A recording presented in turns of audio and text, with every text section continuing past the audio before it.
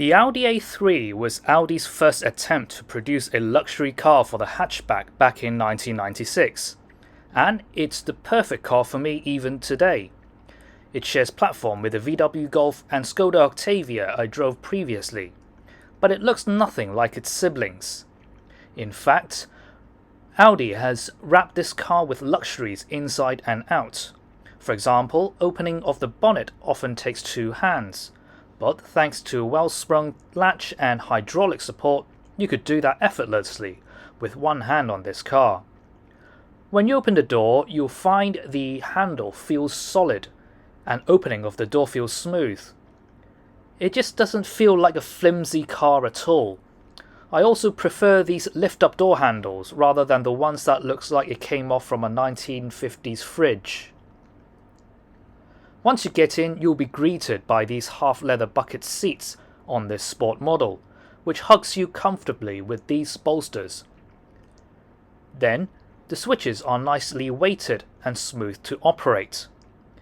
They have also gone to town with maximizing storage spaces around, whether it's the center console, the dashboard,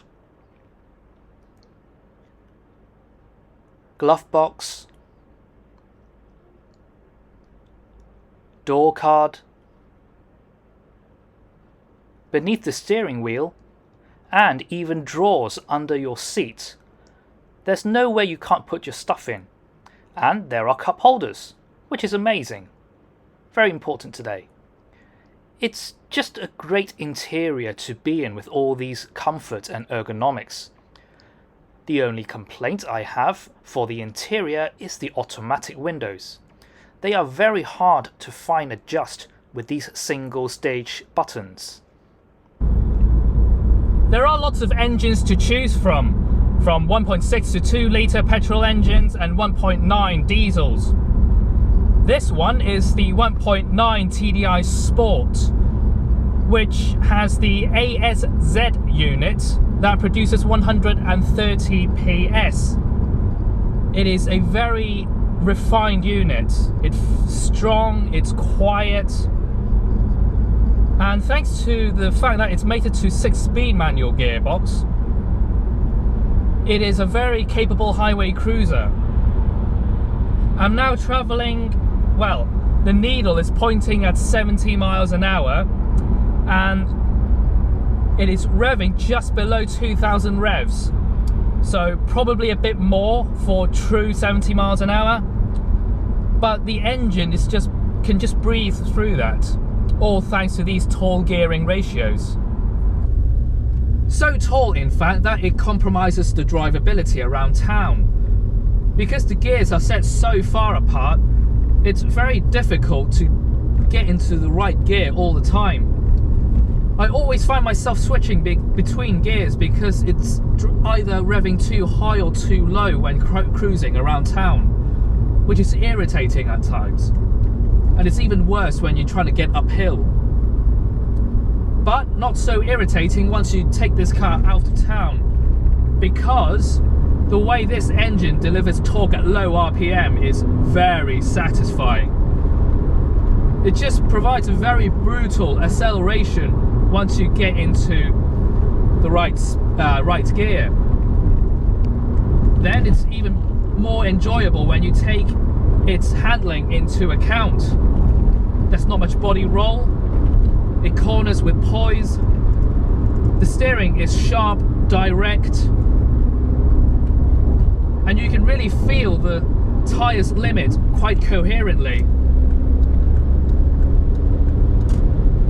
But I still think the steering is a bit too light for me.